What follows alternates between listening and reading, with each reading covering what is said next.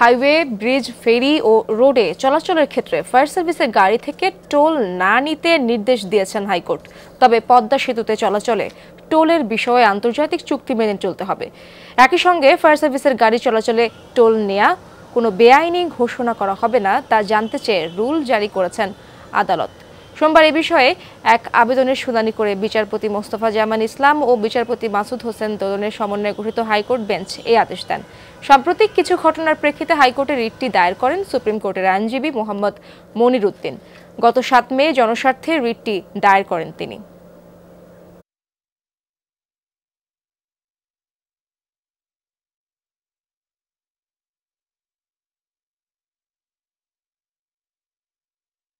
শুধুমাত্র পদ্মা সেতু বাদে রোড, হাইওয়ে, এক্সপ্রেসওয়ে, ব্রিজ এইসব জায়গাতে ফেরি সব কিছুতে টোল নিতে পারবে না, এটা যখন কমিউনিকেশন হবে।